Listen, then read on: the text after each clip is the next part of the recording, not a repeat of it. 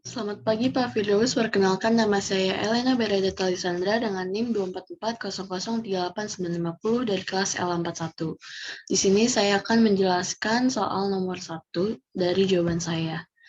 Di sini diketahui soalnya yaitu Binus Gift Shop membeli jaket dengan embus nama dan logo Binus dari vendor di Bandung. Vendor tersebut menjual jaket ke Binus Gift Shop masing-masing seharga $34,99.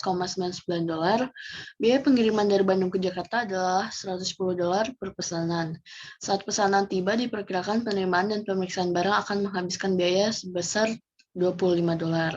Holding cost per tahun adalah 11% dari biaya pembelian. Dan manajer gift shop memperkirakan bahwa 3.100 jaket akan dijual selama tahun ajaran yang akan datang.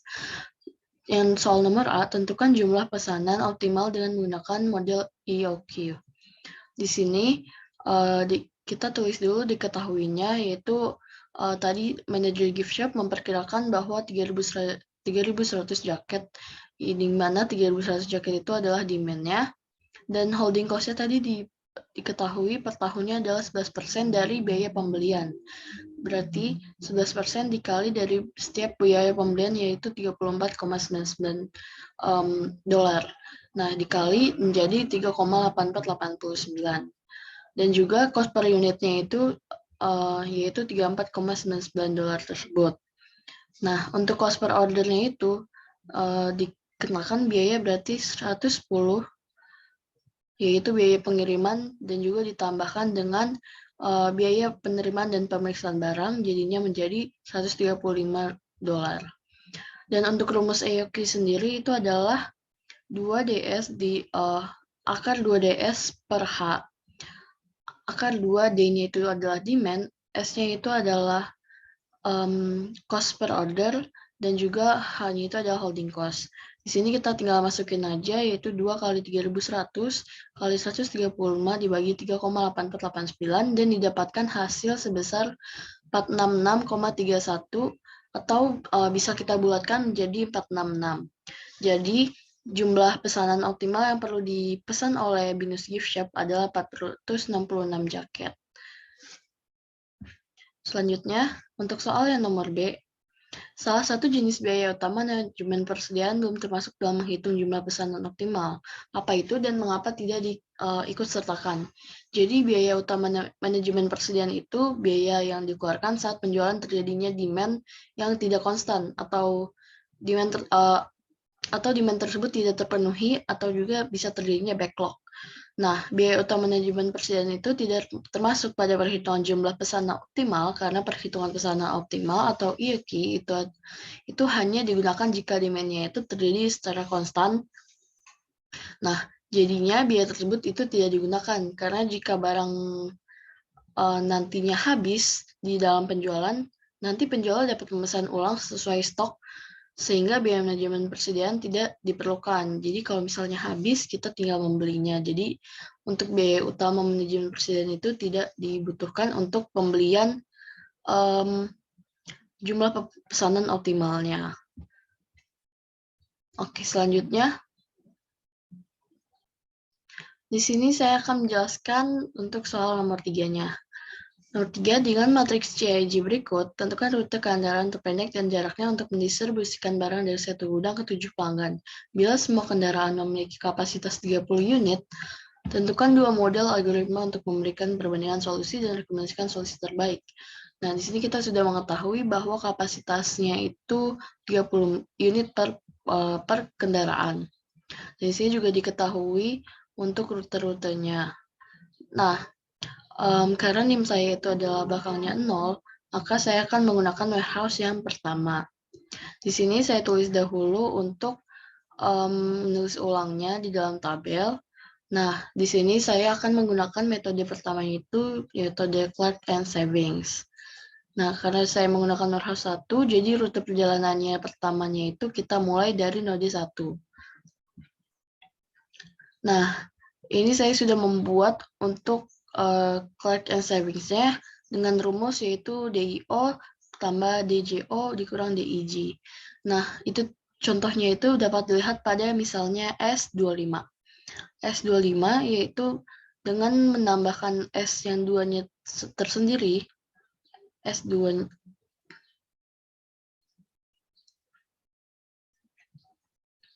di sini S2-nya tersendiri ditambah S5 di sini dan dikurang S25-nya, yaitu di mana tempatnya adalah S25 dikurang 10. Nah, maka bisa dilihat bahwa 4 ditambah 9 dikurang 10 menghasilkan S25-nya, yaitu di sini adalah 3. Nah, begitupun untuk ke semua posisinya.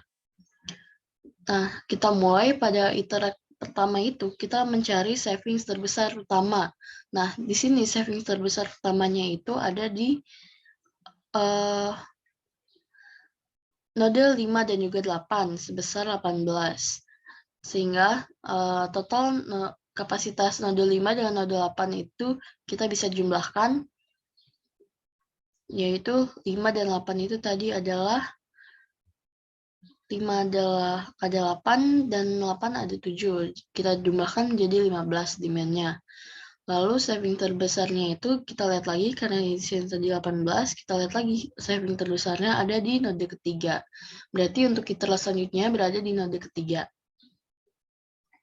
Nah, di node ketiga ini kita buat, berarti untuk urutannya yaitu dari 5 ke 8 ke 3. Nah, di sini bisa kita lihat, karena node 3 itu memiliki banyak savings, maka total demand sebelumnya itu ditambahkan dengan demand yang masa kini dengan menjadi 21. Nah, karena kapasitas demand-nya hanya mencapai 30, nah jika kita tambahkan node selanjutnya yaitu node 6 yang memiliki demand 12, maka akan melebihi kapasitas.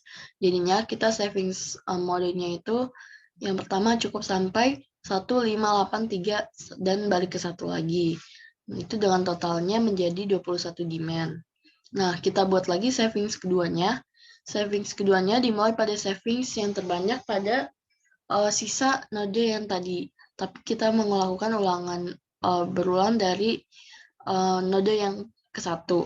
Dari node ke-1, kita lanjut ke node yang memiliki savings paling banyak, yaitu di node ke-6 dan juga 2. Nah, di sini bisa kita tambahkan untuk kapasitas demand-nya menjadi 16. Nah, sehabis 2 dan 6 ini, kita melihat lagi bahwa savings terbanyaknya itu adalah di 7. Nah, kalau dapat dilihat di sini kenapa saya meletakkan 7-nya itu di depan, karena savings 5 itu adalah savings yang paling terkecil. Jadi karena savings terkecil, kita letakkan 7-nya ke depan hingga ke savings yang paling terbesar itu di paling belakang. Nah, jadinya di sini kita lanjutkan. Jadi total 21 demand-nya itu didapatkan dari pertambahan demand yang sebelumnya itu 16 ditambah dengan demand yang ada di node 7, jadinya sebesar 21. Nah, karena ini masih mencapai kapasitas, kita lanjutkan lagi ke iterasi selanjutnya. Iterasi selanjutnya yaitu ke iterasi 4.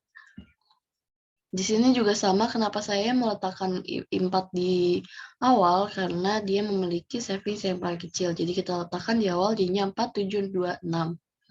Nah, karena di sini sudah paling akhir, sudah tidak ada sisa, dan demand-nya itu masih tidak melebihi batas, jadi kita bisa dapatkan. Nah, jadi berdasarkan algoritma yang Clark and Savings didapatkan 2 rute perjalanan, yaitu yang tadi 15831 sebesar 24 dan juga 126741 itu sebesar 23. Menjadi total jaraknya itu 47. Nah, metode yang kedua ini saya menggunakan metode cheapest insertion heuristic atau metode CIH.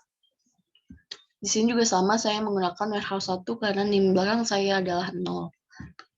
Nah, pertama-tama kita di sini lihat dulu bahwa jarak terpendek dari node pertama itu ada di mana, yaitu ada di node 4, 1 ke 4. Makanya di sini kita tulis current route-nya itu 1 ke 4 atau 4 ke 1. Itu karena bisa dibalik, jadi kita tulis. Nah, berarti node selanjutnya itu yang belum dikunjungi itu adalah node 2, 3, 5, 6, 7, dan juga 8.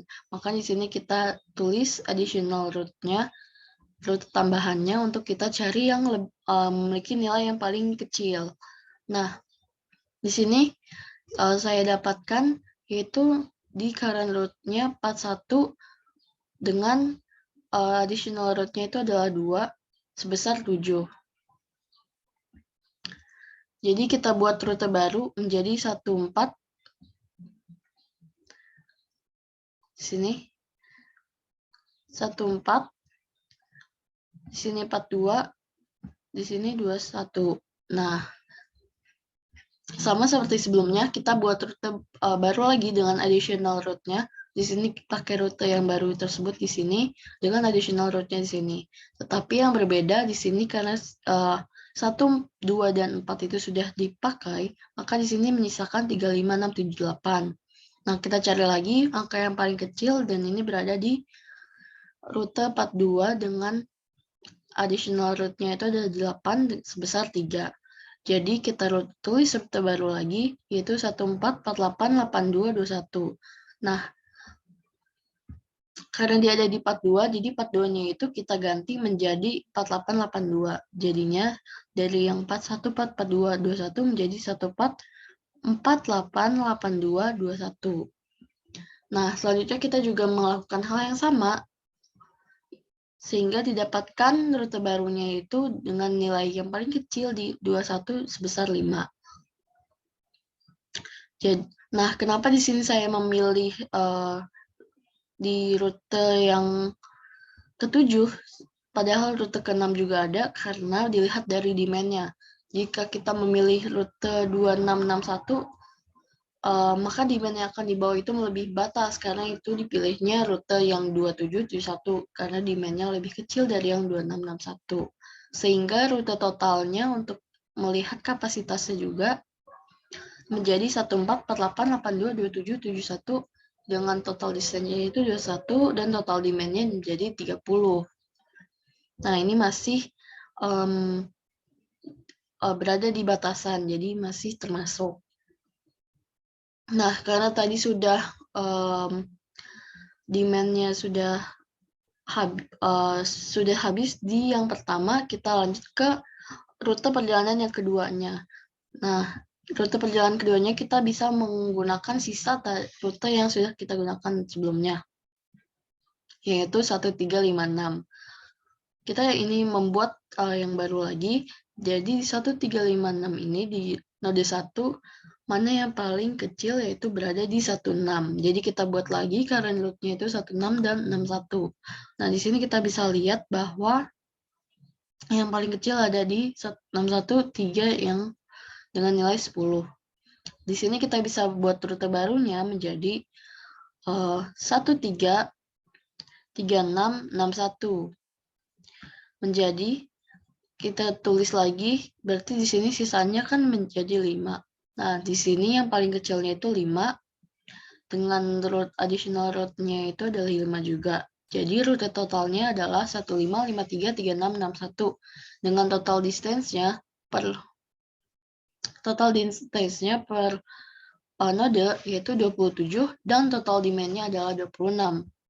Jadi didapatkan rute total yang kedua itu sebesar 27 dan demand-nya sebesar 26. Nah, kalau kita totalkan, jarak yang diperoleh dari kedua rute 148271 dengan 15361, nah itu bertotal 48. Nah, karena kita sudah mendapatkan rute dari kedua metode, jadi dapat kita buat perbandingan antara metode Clark and Wright Savings dengan metode cheapest insertion heuristic, didapatkan kesimpulan bahwa metode Clark and Wright Savings itu menghasilkan jarak yang lebih kecil. Nah, kalau Clark and Wright Savings itu kan menghasilkan jarak sebesar 47 dibandingkan metode cheapest insertion heuristic sebesar 48. Jadi, kita menggunakan metode Clark and Wright Savings. Sekian penjelasan dari saya, kurang lebihnya mohon maaf jika ada kesalahan dan terima kasih.